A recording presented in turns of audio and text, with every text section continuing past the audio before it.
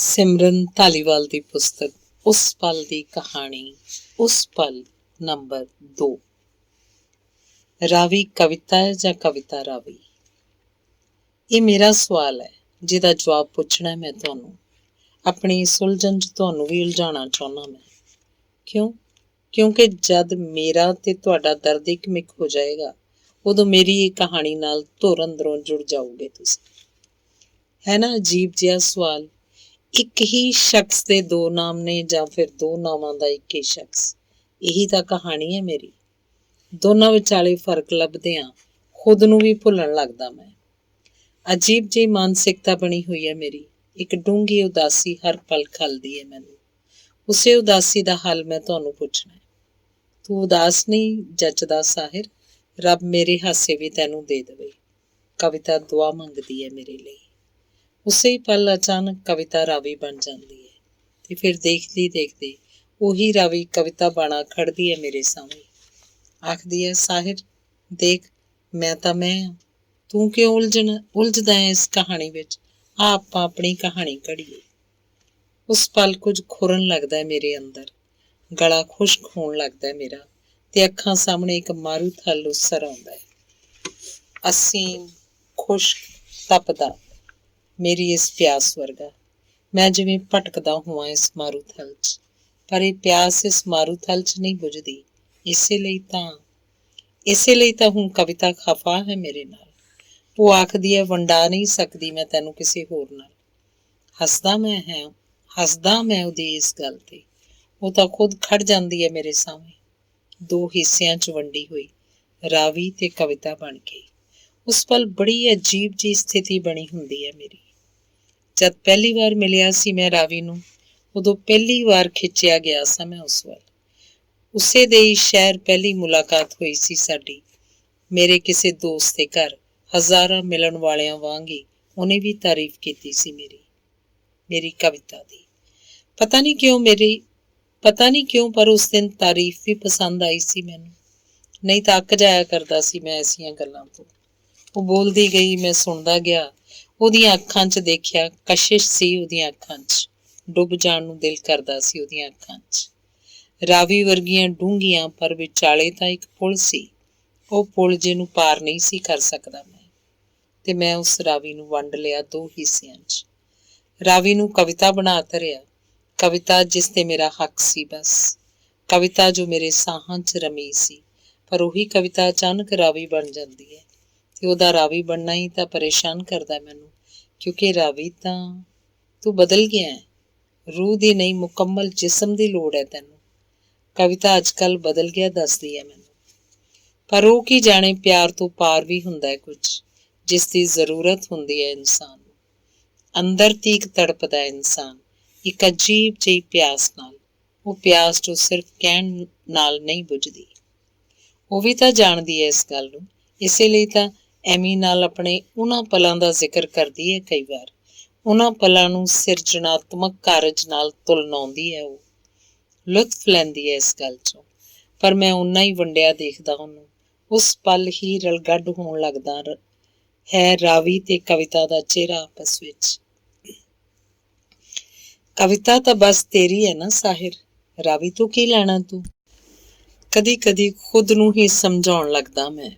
ਫਿਰ ਦੂਜੇ ਪਲ ਲੱਗਦਾ ਕਵਿਤਾ ਤਾਂ ਕਲਪਨਾ ਹੈ ਇੱਕ, ਮੇਰਾ ਆਪਣਾ ਹੀ ਸਿਰਜਿਆ ਇੱਕ ਖੂਬਸੂਰਤ ਭੁਲੇਖਾ। ਸੁਪਨੇ ਤੇ ਹਕੀਕਤ ਵਿਚਾਲੇ ਫਰਕ ਖੋਜਣ ਲੱਗਦਾ ਮੈਂ। ਕਵਿਤਾ ਨਹੀਂ ਲੱਗਦੀ। ਫਿਰ ਉਸ ਪਲ ਮੈਂ ਕਵਿਤਾ ਤੇ ਰਾਵੀ ਵਿਚਾਲੇ ਫਰਕ ਲੱਭਣ ਦੀ ਨਾਕਾਮ ਜਿਹੀ ਕੋਸ਼ਿਸ਼ ਕਰਦਾ ਰਹਿੰਦਾ। ਕਿੰਨਾ ਕੁਝ ਹੈ ਜੋ ਪਰੇਸ਼ਾਨ ਕਰਦਾ ਮੈਨੂੰ, ਤੇ ਕਵਿਤਾ ਸਭ ਪਰੇਸ਼ਾਨੀਆਂ ਨੂੰ ਭੁੱਲ ਖੁਸ਼ ਰਹਿਣ ਲਈ ਆਖਦੀ ਹੈ। ਉਹ ਆਖਦੀ ਹੈ, ਬਿਨਾਂ ਵਜ੍ਹਾ ਉਲਝਿਆ ਹੋਇਆ ਮੈਂ ਇਸ ਸਵਾਲ 'ਚ। ਪਰ ਉਹ ਕੀ ਜਾਣੇ, ਇਹੀ ਤਾਂ ਸਬੱਬ ਹੈ ਮੇਰੀ ਪਰੇਸ਼ਾਨੀ ਦਾ। ਤੇ ਜੋ ਅੰਦਰੋਂ ਟੁੱਟਿਆ ਹੋਵੇ ਉਹ ਭਲਾ ਮੁਸਕਰਾ ਕਿਵੇਂ ਸਕਦਾ ਹੈ?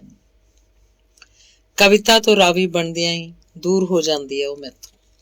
ਸਾਹਿਰ ਦਾ ਗ੍ਰੇਟ ਕਈ ਵਾਰ ਬਹੁਤੀ ਨੇੜਤਾ ਵੀ ਦੂਰੀ ਪੈਦਾ ਕਰ ਦਿੰਦੀ ਹੈ। ਇਹ ਕਵਿਤਾ ਦਾ ਕੌਣ ਹੈ? ਪਰ ਕਿੱਥੇ ਸੀ ਅਸੀਂ ਨੇੜੇ? ਸਾਡੇ ਵਿਚਾਲੇ ਤਾਂ ਇੱਕ ਵਿੱਥ ਸੀ, ਉਹੀ ਵਿੱਥ ਜੋ ਹਰ ਪਲ ਵੱਧਦੀ ਰਹਿੰਦੀ ਹੈ ਸਾਡੇ ਵਿਚਕਾਰ। ਐਮੀ ਹੈ ਸਾਡੇ ਵਿਚਾਲੇ, ਉਹੀ ਐਮੀ ਜਿਸ ਲਈ ਰਾਵੀ ਬਣਦਿਆਂ ਛਿਣ ਨਹੀਂ ਲਾਉਂਦੀ ਕਵਿਤਾ। ਉਹੀ ਐਵੇਂ ਜਿਸ ਬਾਰੇ ਸੋਚਦੇ ਆਂ ਤੇਰਾ ਚਿਹਰਾ ਤਣ ਜਾਂਦਾ, ਮੇਰਾ ਖਿਝ ਜਾਂਦਾ ਮੈਂ। ਤੇ ਇੰਝ ਹੀ ਉਸ ਦਿਨ ਵੀ ਖਿਝਿਆ ਸੀ ਮੈਂ। ਪਰ ਮੇਰੀ ਗੱਲ ਕਿੰਨੀ ਛੋਟੀ ਲੱਗੀ ਸੀ ਕਵਿਤਾ ਨੂੰ। ਸਭ ਕੁਝ ਸਮਝ ਲੈਣ ਨਾਲ ਹੀ ਨਹੀਂ ਹੁੰਦਾ ਕਵਿਤਾ। ਜ਼ਰਾ ਅੰਦਰ ਤਾਂ ਝਾਕ ਤੂੰ ਆਪਣੇ ਅੰਦਰੋਂ ਤਾਂ ਅੱਜ ਵੀ ਰਾਵੀ ਹੈ ਤੂੰ। ਤੇ ਰਾਵੀ ਬਸ ਐਵੇਂ ਦੀ ਹੈ। ਸਾਹਿਰ ਕੌਣ ਹੈ ਭਲਾ? ਕੁਝ ਵੀ ਨਹੀਂ। ਤੜਫ ਉੱਠੀ ਸੀ ਉਹ, ਕਿਉਂਕਿ ਸੱਚ ਸੁਣਨਾ ਔਖਾ ਹੁੰਦਾ ਹੈ ਤੇ ਉਹੀ ਸੱਚ ਬੇਚੈਨ ਕਰੀ ਰੱਖਦਾ ਮੈਨੂੰ।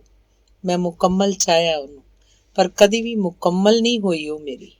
ਉਹ ਤਾਂ ਰਾਵੀ ਹੈ ਤੇ ਪਾਣੀ ਨੂੰ ਭਲਾ ਕੌਣ ਭਰ ਸਕਦਾ ਮੁੱਠੀ 'ਚ। ਬਸ ਇਸੇ ਥਾਂ ਤੇ ਆ ਕੇ ਹੀ ਤਾਂ ਉਲਝ ਜਾਂਦਾ ਸਾਰਾ ਕੁਝ। ਮੈਂ ਤਾਂ ਪਹਿਲਾਂ ਹੀ ਦੱਸਿਆ ਸੀ ਤੈਨੂੰ, ਪਤਨੀ ਆ ਮੈਂ ਕਿਸੇ ਦੀ, ਕਿਵੇਂ ਹੋ ਸਕਦੀ ਆ ਮੁਕੰਮਲ ਤੇਰੀ। ਦਲੀਲਾਂ ਦਿੰਦੀ ਹੈ ਉਹ ਮੇਰੀ ਇਸ ਤੜਫ ਨੂੰ ਫਾਲਤੂ ਦੱਸ ਮੈਂਟਲੀ ਸਿੱਕ ਆਖਦੀ ਹੈ ਮੈਨੂੰ। ਪਤੀ ਤਾਂ ਮੈਨੂੰ ਵੀ ਆਖਦੀ ਹੈ ਤੂੰ, ਪਰ ਕਦੀ ਸਮਝਿਆ ਵੀ ਹੈ ਕਹਿਣ ਤੇ ਹੋਣ ਦਾ ਫਰਕ ਜਾਣਦੀ ਹੈ ਤੂੰ? ਮੈਂ ਪੁੱਛਦਾ ਉਹਨੂੰ, ਪਰ ਮੈਂ ਜਾਣਦਾ ਕਿੰਨੀ ਕੁ ਗਹਿਰਾਈ ਹੈ ਇਸ ਰਿਸ਼ਤੇ 'ਚ। ਅੱਜ ਕੱਲ੍ਹ ਅਜੀਬ ਜਿਹੀ ਸਥਿਤੀ ਬਣੀ ਹੋਈ ਹੈ ਉਹਦੀ। ਪਾਗਲਾਂ ਵਾਂਗ ਕਰਦੀ ਹੈ ਉਹ, ਇਸੇ ਲਈ ਪਾਗਲ ਦੱਸਦੀ ਹੈ ਉਹ ਮੈਨੂੰ ਵੀ। ਸ਼ਾਇਦ ਪਾਗਲ ਹੀ ਤਾਂ ਹੋ ਗਿਆ ਸੀ ਮੈਂ, ਜਿਹਨੇ ਆਪਣਾ ਸਾਰਾ ਕੁਝ ਹੀ ਮੰਨ ਲਿਆ ਸੀ ਉਹਨੂੰ। ਭੁੱਲ ਗਿਆ ਸਾਂ ਕਿ ਜੋ ਪਹਿਲਾਂ ਹੀ ਅੱਧਾ ਅਧੂਰਾ ਹੋਵੇ ਉਹ ਪੂਰਾ ਕਿਵੇਂ ਹੋ ਸਕਦਾ ਕਿਸੇ ਦਾ। ਕਿਸੇ ਦੀ ਪਤਨੀ ਮੇਰੀ ਪਤਨੀ ਕਿਵੇਂ ਹੋ ਸਕਦੀ ਸੀ। ਇਸੇ ਲਈ ਤਾਂ ਹੁਣ ਮੈਂ ਜਵਾਬ ਲੱਭ ਰਿਹਾ ਇਸ ਸਵਾਲ ਦਾ ਕਿ ਰਾਵੀ ਕਵਿਤਾ ਹੈ ਜਾਂ ਕਵਿਤਾ ਰਾਵੀ। ਇਸੇ ਲਈ ਤਾਂ ਮੈਂ, ਕਿਉਂਕਿ ਸਾਥ ਚਾਹੀਦਾ ਮੈਨੂੰ, ਪਿਆਰ ਚਾਹੀਦਾ ਮੈਨੂੰ। ਆਪਣੇ ਕੋਲ ਚਾਹੁੰਦਾ ਹਾਂ ਮੈਂ ਉਹਨੂੰ, ਜੋ ਬਸ ਮੇਰਾ ਹੋਵੇ ਬਿਨਾਂ ਕਿਸੇ ਭਰਮ ਤੋਂ, ਕਿਉਂਕਿ ਨਹੀਂ ਜੀ ਹੁੰਦਾ ਮੈਥੋਂ ਭੁਲੇਖੇ ਵਿੱਚ। ਰਿਸ਼ਤਿਆਂ ਦੀਆਂ ਸਮੀਕਰਨਾਂ ਸਮਝਾਉਂਦੀ ਹੈ ਉਹ ਮੈਨੂੰ, ਪਰ ਖੁਦ ਨਾ ਸਮਝ ਹੈ ਇਹਦੇ ਅਰਥਾਂ ਤੋਂ ਵੀ। ਇਸੇ ਲਈ ਜੋੜੀ ਬੈਠੀ ਹੈ ਰਿਸ਼ਤਾ ਵਿਵੇਕ ਵਰਗਿਆਂ ਨਾਲ। ਇਹ ਵੀ ਇੱਕ ਵੱਖਰੀ ਕਹਾਣੀ ਹੈ। ਆਓ ਪਹਿਲਾਂ ਇਹ ਕਹਾਣੀ ਵੀ ਸਾਂਝੀ ਕਰਾਂ ਮੈਂ ਤੁਹਾਡੇ ਨਾਲ। ਜ਼ੁਬਾਨ ਨਹੀਂ ਸੀ ਥੱਕਦੀ ਉਹਦੀ ਵਿਵੇਕ ਦੇ ਗੁਣ ਗਾਉਂਦਿਆਂ, ਪਰ ਪਹਿਲੀ ਮੁਲਾਕਾਤ 'ਚ ਮੈਂ ਜਾਣ ਗਿਆ ਸੀ ਉਹਦੀ ਅਸਲੀਅਤ। ਤੇ ਕਵਿਤਾ ਨੂੰ ਦੁਨੀਆ ਦਾ ਸਭ ਤੋਂ ਵੱਧ ਨੇਕ ਇਨਸਾਨ ਲੱਗਦਾ ਸੀ ਉਹ। ਮੇਰੇ ਸ਼ਹਿਰ ਦੀ ਪਹਿਚਾਣ ਵੀ ਉਹਨੇ ਉਸੇ ਨਾਲ ਜੋੜ ਕੇ ਕੀਤੀ ਸੀ। ਅੱਛਾ, ਜਿੱਥੋਂ ਵਿਵੇਕ ਹੈ ਕਮਾਲ ਦਾ ਲਿਖਦਾ ਹੈ ਉਹ ਤਾਂ। ਉਹਦੀਆਂ ਰਚਨਾਵਾਂ ਪੜ੍ਹਿਓ ਤੁਸੀਂ ਕਦੇ, ਤੇ ਰਚਨਾਵਾਂ ਪੜ੍ਹਨ ਤੋਂ ਪਹਿਲਾਂ ਉਹਦੇ ਵਿਵੇਕ ਦਾ ਚਿਹਰਾ ਪੜ੍ਹ ਆਇਆ ਸੀ ਮੈਂ। ਤੇਰੇ ਨੇਕ ਇਨਸਾਨ ਦੇ ਚਿਹਰੇ ਤੋਂ ਹੀ ਨੇਕੀ ਝਲਕਦੀ ਹੈ। ਪਰ ਨਹੀਂ ਸੀ ਸਮਝੀ ਉਹ ਇਸ ਗੱਲ ਦੇ ਅਰਥ, ਤੇ ਆਖਰ ਇੱਕ ਦਿਨ ਬਹੁਤ ਬਹਿਸ ਹੋਈ ਸੀ ਸਾਡੀ। ਕਵਿਤਾ ਨੂੰ ਲੱਗਿਆ ਸੀ ਵਿਸ਼ਵਾਸ ਨਹੀਂ ਹੈ ਮੈਨੂੰ ਉਸ ਤੇ, ਪਰ ਨਹੀਂ ਸੀ ਜਾਣਦੀ ਉਹ ਕਿ ਉਹਦਾ ਉਹੀ ਸੁਲਝਿਆ ਇਨਸਾਨ ਉਸ ਬਾਰੇ। ਪਰ ਪਿੱਠ ਪਿੱਛੇ ਚੰਗਾ ਮੰਦਾ ਬੋਲਣ ਵਾਲਿਆਂ ਦੀ ਪਰਵਾਹ ਹੀ ਕਿਤੇ ਆ ਉਹਨੂੰ। ਫੇਸਬੁੱਕ ਫਰੈਂਡ ਦੱਸਦੀ ਹੈ ਇਹਨਾਂ ਨੂੰ। 4 ਦਿਨ ਚੈਟ ਕਰਕੇ 5ਵੇਂ ਦਿਨ ਨੰਬਰ ਵਟਾ ਲਏ ਤੇ 7ਵੇਂ ਦਿਨ ਗੂੜੀ ਰਿਸ਼ਤੇਦਾਰੀ ਬਣ ਗਈ। ਫਿਰ ਚਾਹਾਂ ਤੇ ਬੁਲਾਉਂਦੇ ਨੇ ਇੱਕ ਦੂਜੇ ਨੂੰ। ਨਵੇਂ ਅਰਥ ਪੈਦਾ ਹੋ ਰਹੇ ਨੇ ਰਿਸ਼ਤਿਆਂ ਦੇ। ਮੈਂ ਜਾਣਦਾ ਸਾਡੇ ਜਿਸ ਰਿਸ਼ਤੇ ਨੂੰ ਸਭ ਕੁਝ ਦੱਸਦੀ ਹੈ ਕਵਿਤਾ, ਅੰਦਰੋਂ ਉਸੇ ਨੂੰ ਹੀ ਨਜਾਇਜ਼ ਸਮਝਦੀ ਹੈ। ਇਹੀ ਗੱਲਾਂ ਤਾਂ ਪਰੇਸ਼ਾਨ ਕਰਦੀਆਂ ਨੇ ਮੈਨੂੰ। ਉਦੋਂ ਹੀ ਤਾਂ ਉਲਝਣ ਪੈਦਾ ਹੁੰਦੀ ਹੈ ਤੇ ਉਹੀ ਸਵਾਲ ਮੁੜ ਸੁਲਗਣ ਲੱਗਦਾ ਮੇਰੇ ਜ਼ਿਹਨ 'ਚ। ਰਾਵੀ ਕਵਿਤਾ ਹੈ ਜਾਂ ਕਵਿਤਾ ਰਾਵੀ? ਪਰ ਕੋਈ ਜਵਾਬ ਨਹੀਂ ਹੈ ਇਸ ਸਵਾਲ ਦਾ। ਮੈਂ ਤਾਂ ਅੱਜ ਵੀ ਤਿਆਰ ਹਾਂ ਤੈਨੂੰ ਅਪਣਾਉਣ ਨੂੰ, ਜਦ ਮਰਜ਼ੀ ਆ ਜਾਈਂ। ਪਰ ਮਜ਼ਾਕ ਸਮਝ ਕੇ ਹੱਸ ਛੱਡਦੀ ਹੈ ਉਹ। ਆਖਦੀ ਹੈ ਪਤਨੀ ਹਾਂ ਮੈਂ ਕਿਸੇ ਦੀ, ਤੇ ਉਸੇ ਪਤੀ ਲਈ ਉਸ ਪਲ ਕੀ ਥਾਂ ਰਹਿ ਜਾਂਦੀ ਏ ਸਾਹਿਰ ਦੀ, ਜਾਣਦਾ ਮੈਂ ਵੀ ਤਾਂ ਫਿਰ ਰਖੇਲ ਹੋਇਆ ਨਾ ਤੇਰੀ। ਜਦ ਜੀ ਕੀਤਾ ਮਿਲਣ ਲਈ ਬੁਲਾ ਲਿਆ, ਜਦ ਦਿਲ ਕੀਤਾ ਗੱਲ ਕਰ ਲਈ। ਜਦ ਤੇਰਾ ਐਮੀ ਕੋਲ ਹੁੰਦਾ ਉਦੋਂ ਸਮਾਜ ਦੀ ਤਾਂ ਜਿਵੇਂ ਬਸ ਤੈਨੂੰ ਹੀ ਸਮਝ ਹੋਵੇ। ਬੇਚੈਨ ਹੋ ਉੱਠਦੀ ਹੈ ਇਹ ਗੱਲ ਸੁਣ ਕੇ। ਪਰ ਇਹੀ ਤਾਂ ਅਸਲੀ ਸੱਚ ਹੈ। ਰਖੇਲ ਸਿਰਫ ਔਰਤ ਹੀ ਨਹੀਂ ਹੁੰਦੀ, ਕਈ ਵਾਰ ਮਰਦ ਵੀ ਤਾਂ। ਕਈ ਵਾਰ ਬਹੁਤ ਸਿਆਣੇ ਬੰਦੇ ਨਾਲ ਪਿਆਰ ਕਰਨਾ ਵੀ ਮਹਿੰਗਾ ਪੈਂਦਾ ਹੈ। ਸ਼ਿਕਵਾ ਕਰਦੀ ਹੈ ਕਵਿਤਾ। ਹਾਂ, ਕਿਉਂਕਿ ਸਿਆਣਾ ਬੰਦਾ ਇਹ ਬੇਤੁਕੀਆਂ ਗੱਲਾਂ ਪਸੰਦ ਜੋ ਨਾ ਕਰਦਾ ਹੋਇਆ। ਅਜੀਬ ਜਿਹਾ ਸੀਤ ਯੁੱਧ ਚੱਲਦਾ ਸਾਡੇ ਵਿਚਕਾਰ। ਫਿਰ ਵੀ ਆਰ ਜਾਂ ਪਾਰ ਦੀ ਲੜਾਈ ਤੋਂ ਡਰ ਆਉਂਦਾ ਮੈਨੂੰ। ਨਹੀਂ ਰਹਿ ਪਾਉਂਦਾ ਮੈਂ ਉਹਦੇ ਬਿਨਾਂ। ਆਦਤ ਬਣ ਗਈ ਹੈ ਉਹ ਮੇਰੀ। ਕਵਿਤਾ ਆਖਦੀ ਹੈ ਕਿਸੇ ਹੋਰ ਦਾ ਹੁੰਦਾ ਨਹੀਂ ਵੇਖ ਸਕਦੀ ਮੈਂ ਤੈਨੂੰ। ਦੂਜੀ ਥਾਈਂ ਹੋਣ ਦਾ ਅਹਿਸਾਸ ਖਲਦਾ ਉਹਨੂੰ, ਪਰ ਕੀ ਜਾਣੇ ਉਹ ਇਹੀ ਅਹਿਸਾਸ ਤਾਂ ਤੜਪਾਉਂਦਾ ਮੈਨੂੰ। ਉਹਨੂੰ ਉਹਦੇ ਪਤੀ ਦੀਆਂ ਬਾਹਾਂ 'ਚ ਕਲਪਦਾ ਹੋਇਆ ਵੀ ਖਿੱਚ ਜਾਂਦਾ ਮੈਂ। ਹਮੇਸ਼ਾ ਦੂਜੀ ਥਾਂ ਖੜਿਆ ਪਾਇਆ ਹੈ ਮੈਂ ਖੁਦ ਨੂੰ, ਐਵੇਂ ਦੇ ਆਉਂਦਿਆਂ ਹੀ ਦੂਰ ਚਲੀ ਜਾਂਦੀ ਉਹ ਮੈਥੋਂ, ਤੇ ਇਹੀ ਗੱਲ ਮੈਨੂੰ ਤੜਫਾਉਂਦੀ ਹੈ। ਰਿਸ਼ਤਿਆਂ ਨੂੰ ਅਸਲੀ ਹੋ ਕੇ ਜਿਉਣਾ ਚਾਹਿਆ ਮੈਂ, ਪਰ ਹਰ ਵਾਰ ਮੈਨੂੰ ਵਾਧੂ ਹੋਣ ਦਾ ਅਹਿਸਾਸ ਕਰਵਾਉਂਦੀ ਹੈ ਉਹ। ਆਪਣੀ ਸਿਰਜੇ ਸਾਬਾ ਮੰਡਲ 'ਚ ਦਮ ਘੁੱਟ ਰਿਹਾ ਮੇਰਾ, ਨਹੀਂ ਸਮਝਦੀ ਉਹ ਮੇਰੀ ਹਾਲਤ ਨੂੰ। ਕਾਮ ਉਲਾਰ ਦੱਸਦੀ ਹੈ ਉਹ ਇਹਨੂੰ, ਪਰ ਨਹੀਂ ਜਾਣਦੀ ਉਹ ਕਿ ਮੁੱਦਤ ਤੋਂ ਹੰਢਾਈ ਇਕੱਲ ਜਿਉਣ ਨਹੀਂ ਦਿੰਦੀ ਮੈਨੂੰ। ਇਸੇ ਲਈ ਤਾਂ ਪਿਆਰ ਕਬਜ਼ਾ ਨਹੀਂ ਪਹਿਚਾਣ ਹੁੰਦੀ ਹੈ, ਪਰ ਪੱਲੇ ਨਹੀਂ ਪੈਂਦੀ ਉਹਦੇ ਇਹ ਗੱਲ। ਇਸੇ ਲਈ ਤਾਂ ਖਫਾ ਹੈ ਉਹ, ਸਮਝਦਾ ਮੈਂ ਉਹਦੀ ਇਹ ਹਾਲਤ। ਬਿਮਾਰ ਹੈ ਉਹ ਮਾਨਸਿਕ ਤੌਰ ਤੇ, ਪਰ ਉਂਝ ਡੂੰਘੀ ਸਮਝ ਹੈ ਉਹਦੀ ਮਨੁੱਖੀ ਮਾਨਸਿਕਤਾ ਦੀ। PhD ਕਰੀ ਬੈਠੀ ਹੈ ਮਨੋਵਿਗਿਆਨ ਉੱਪਰ, ਪਰ ਨਹੀਂ ਸਮਝਦੀ ਉਹ ਮੇਰੀ ਮਨੋਦਸ਼ਾ ਨੂੰ। ਕਿੰਨੀ ਬੇਇਨਸਾਫੀ ਹੈ ਉਹਦੇ ਪਿਆਰ 'ਚ, ਕਿਵੇਂ ਜੀ ਸਕਦਾ ਮੈਂ ਇਸ ਭੁਲੇਖੇ ਵਿੱਚ। ਅਸਲੀ ਅਰਥਾਂ 'ਚ ਜੋ ਛਲਾਵਾ ਹੈ ਬਸ, ਉਹਨੂੰ ਹਕੀਕਤ ਕਿਵੇਂ ਮੰਨ ਲਵਾਂ। ਮਾਰੂਥਲ 'ਚ ਪੈਦਾ ਹੋਈ ਮਿਰਗ ਤ੍ਰਿਸ਼ਨਾ ਵਰਗਾ ਹੈ ਇਹ ਸਾਰਾ ਕੁਝ, ਤੇ ਇਸ ਖੁਸ਼ਕ ਮਾਰੂਥਲ ਵਿੱਚ ਭਟਕਦਾ ਧੁਰ ਤੱਕ ਡਰ ਗਿਆ ਮੈਂ ਪਿਆਸ ਨਾਲ। ਉਹ ਪਿਆਸ 'ਚੋਂ ਹੁਣ ਬਰਸਾਤ ਬਿਨਾਂ ਨਹੀਂ ਬੁੱਝ ਸਕਦੀ। ਸ਼ਬਦਾਂ ਦੇ ਹਾਣ ਦੀ ਜ਼ਿੰਦਗੀ ਜਿਉਣ ਲਈ ਆਖਦੀ ਹੈ ਕਵਿਤਾ। ਨਹੀਂ ਜਾਣਦੀ ਉਹ ਕਿ ਸ਼ਬਦਾਂ ਦੇ ਹਾਣ ਦਾ ਜਿਉਣਾ ਸੌਖਾ ਨਹੀਂ ਹੁੰਦਾ। ਜ਼ਿੰਦਗੀ ਦਾ ਅਜੀਬ ਜਿਹਾ ਸੁੰਨਾਪਨ ਬੇਚੈਨ ਕਰੀ ਰੱਖਦਾ ਮੈਨੂੰ। ਇਸ ਸੁੰਨ ਵਿੱਚ ਹੀ ਗੂੰਜਦਾ ਹੈ ਇੱਕ ਸਵਾਲ, ਰਾਵੀ ਕਵਿਤਾ ਹੈ ਜਾਂ ਕਵਿਤਾ ਰਾਵੀ? ਤੂੰ ਚਾਹੁੰਦਾ ਨਾ ਕਿ ਮੈਂ ਐਮੀ ਨਾਲ? ਕਿੰਨਾ ਨੰਗਾ ਸਵਾਲ ਕੀਤਾ ਸੀ ਉਹਨੇ। ਕੀ ਜਵਾਬ ਦਿੰਦਾ ਮੈਂ? ਜਾਣਦੀ ਹੈ ਉਹ ਕੀ ਚਾਹੁੰਦਾ ਮੈਂ, ਪਰ ਮੇਰੇ ਚਾਹੁਣ ਨਾ ਚਾਹੁਣ ਦਾ ਖਿਆਲ ਹੀ ਕਦ ਸੀ ਉਹਨੂੰ। ਇਸੇ ਲਈ ਤਾਂ ਉਹ ਆਖਦੀ ਹੈ ਤਾਂ ਬਹਾਨੇ ਨਹੀਂ ਜ਼ਿੰਦਗੀ ਜਿਉਣ ਦੇ, ਖੁਸ਼ੀ ਨਹੀਂ ਦਿੰਦੀਆਂ ਇਹ ਗੱਲਾਂ। ਮੁਸਕਰਾ ਪਿਆ ਸੀ ਮੈਂ ਉਹਦੀ ਇਹ ਗੱਲ ਤੇ। ਕਦੇ ਇਹਨਾਂ ਗੱਲਾਂ ਹੀ 'ਚੋਂ ਲੁਤਫ ਭਾਲਦੀ ਹੈ ਉਹ, ਤੇ ਕਦੇ ਤਾਂ ਲੱਗਦਾ ਸੀ ਇੰਨਾ ਨਜ਼ਦੀਕ ਨਾ ਆਉਂਦੇ ਇੱਕ ਦੂਜੇ ਦੇ ਤਾਂ ਠੀਕ ਸੀ। ਇਸੇ ਨੇੜਤਾ ਨੇ ਦੂਰੀ ਪੈਦਾ ਕਰ ਦੇਣੀ ਆ ਸਾਡੇ ਵਿਚਕਾਰ, ਕਵਿਤਾ ਆਖਦੀ ਹੈ ਅਕਸਰ। ਪਰ ਕੀ ਜਾਣੇ ਉਹ ਕਿ ਦੂਰੀ ਖੁਦ ਉਸੇ ਨਹੀਂ ਤਾਂ ਪੈਦਾ ਕੀਤੀ ਹੈ। ਹਮੇਸ਼ਾ ਇੱਕ ਵਿੱਥ ਰਹੀ ਹੈ ਸਾਡੇ ਵਿਚਕਾਰ। ਮੈਂ ਤਾਂ ਆਪਣਾ ਹਰ ਪਲ ਦਿੱਤਾ ਸੀ ਉਹਨੂੰ, ਪਰ ਮੇਰਾ ਹਰ ਪਲ ਕਿਸੇ ਹੋਰ ਨਾਲ ਵੰਡਿਆ ਉਹਨੇ, ਤੇ ਮੈਂ ਹਮੇਸ਼ਾ ਅਸਫਲ ਰਿਹਾ ਇਸ ਵਿੱਥ ਨੂੰ ਮਿਟਾਉਣ 'ਚ। ਉਹ ਆਖਦੀ ਹੈ ਮੈਂ ਜੋ ਲਿਖਦਾ ਉਹ ਜਿਉਂਦਾ ਨਹੀਂ, ਪਰ ਉਹ ਖੁਦ ਵੀ ਆਪਣੇ ਬੋਲਾਂ ਦੇ ਉਲਟ ਜਿਉਂਦੀ ਹੈ। ਬਹੁਤ ਸਾਰਾ ਕੁਝ ਹੈ ਜਿਹਨੂੰ ਮੈਂ ਹਮੇਸ਼ਾ ਖਿਆਲਾਂ ਵਿੱਚ ਹੀ ਮਹਿਸੂਸ ਕੀਤਾ, ਖਿਆਲਾਂ ਵਿੱਚ ਹੀ ਸਾਥ ਮਾਣਿਆ ਕਵਿਤਾ ਦਾ। ਤੇ ਖਿਆਲਾਂ ਦਾ ਇਹ ਭਰਮ ਜਾਲ ਟੁੱਟਦਿਆਂ ਹੀ ਪਿੱਛੇ ਬਚਦਾ ਹੈ ਇੱਕ ਖਲਾ। ਉਸੇ ਖਲਾ ਨੂੰ ਭਰਨ ਲਈ ਨਹੀਂ ਸਹਿ ਹੁੰਦਾ ਕਵਿਤਾ ਕੋਲੋਂ। ਆਖਦੀ ਹੈ ਨਹੀਂ ਵੇਖ ਸਕਦੀ ਕਿਸੇ ਹੋਰ ਦਾ ਹੁੰਦਿਆਂ ਤੈਨੂੰ, ਪਰ ਮੈਨੂੰ ਆਦਤ ਪੈ ਗਈ ਹੈ ਉਹਨੂੰ ਕਿਸੇ ਹੋਰ ਨਾਲ ਵੇਖਣ ਦੀ। ਐਵੇਂ ਤੇ ਸਾਹਿਰ ਇੱਕੋ ਜਿਹੇ ਨੇ ਮੇਰੇ ਲਈ, ਇੱਕੋ ਜਿਹੇ ਆਪਣੇ, ਇੱਕੋ ਜਿਹੇ ਪਿਆਰੇ।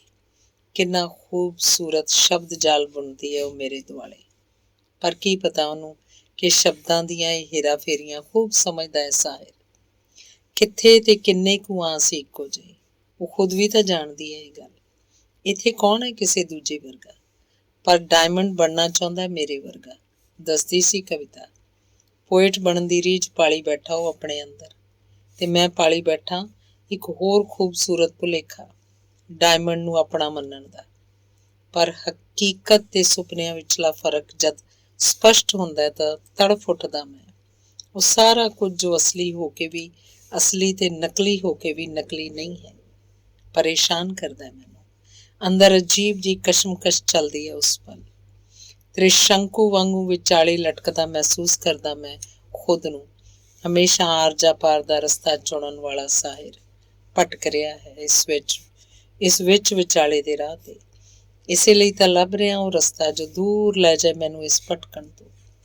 ਪਰ ਰੋਕ ਰਹੀ ਹੈ ਕਵਿਤਾ, ਹੈ ਨਾ ਸਮਝ। ਨਹੀਂ ਜਾਣਦੀ ਉਹ ਕਿ ਸੁਪਨਿਆਂ ਦੀ ਉਮਰ ਬਹੁਤੀ ਲੰਬੀ ਨਹੀਂ ਹੁੰਦੀ। ਔਰਤ ਦਿਮਾਗ ਨਾਲ ਨਹੀਂ ਦਿਲ ਨਾਲ ਸੋਚਦੀ ਹੈ ਸਾਹਿਰ। ਇਸ ਗੱਲ ਨੂੰ ਸਮਝਣਾ ਬੇਹੱਦ ਔਖਾ ਹੈ, ਪਰ ਮੈਂ ਤਾਂ ਸਮਝਣ ਦੀ ਕੋਸ਼ਿਸ਼ ਕੀਤੀ ਹੈ ਉਹਨੂੰ। ਇਸ ਸਮਝਾਉਣ 'ਚ ਹੀ ਇਸ ਕਦਰ ਉਲਝਿਆ ਪਿਆ ਕਿ ਕਦੀ ਕਦੀ ਖੁਦ ਨੂੰ ਹੀ ਲੱਗਦਾ ਜਿਵੇਂ ਪਾਗਲ ਹੋਈ ਜਾ ਰਿਹਾ ਹੋਵਾਂ।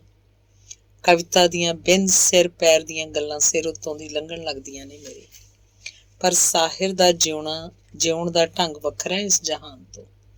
ਨਹੀਂ ਹੈ ਪਸੰਦ ਮੈਨੂੰ ਆਮ ਜਿਹਾ ਜਿਉਣਾ, ਆਮ ਲੋਕਾਂ ਵਾਂਗ ਆਮ ਜਿਹੀਆਂ ਗੱਲਾਂ ਕਰਨਾ। ਬਹੁਤ ਸਮਝਾਉਂਦਾ ਮੈਂ ਕਵਿਤਾ ਨੂੰ, ਪਰ ਉਹਦੀ ਸੋਚ ਮੁੱਕ ਜਾਂਦੀ ਹੈ ਉਹਨਾਂ ਹੀ ਨੁਕਤਿਆਂ ਤੇ ਆ ਕੇ। ਘਰ ਦੀ EMI, ਡਾਇਮੰਡ ਦੀ ਫੀਸ, ਸੂਟ, ਸ਼ਾਪਿੰਗ, ਸਾਰਾ ਦਿਨ ਮੋਬਾਈਲ ਉੱਪਰ ਟਿਕ ਟਿਕ, ਇੰਟਰਨੈਟ, ਕੁਲੀਗਸ ਨਾਲ ਚੁਟਕਲਿਆਂ ਦਾ ਆਦਾਨ ਪ੍ਰਦਾਨ, ਬਨੌਟੀ ਜਿਹਾ ਹਾਸਾ, ਸੈਲਰੀ ਦੀਆਂ ਗੱਲਾਂ, ਤੇ ਫਿਰ ਬਸ। ਤੂੰ ਤਾਂ ਨੋਟ ਛਾਪਣ ਵਾਲੀ ਮਸ਼ੀਨ ਹੈ ਆਪਣੇ ਐਮੀ ਦੀ। ਹਰ ਮਹੀਨੇ ਅੱਧਾ ਲੱਖ ਲਿਆ ਧਰਦੀ ਆ ਉਹਦੇ ਕਦਮਾਂ 'ਚ। ਇੰਨੀ ਰੀਝ ਨਾਲ ਤਾਂ ਉਹਨੂੰ ਉਹਦੀ ਮਾਂ ਨੇ ਨਹੀਂ ਪਾਲਿਆ ਹੋਣਾ ਜਿੰਨੀ ਰੀਝ ਨਾਲ ਤੂੰ ਪਾਲ ਰਹੀ ਹੈ।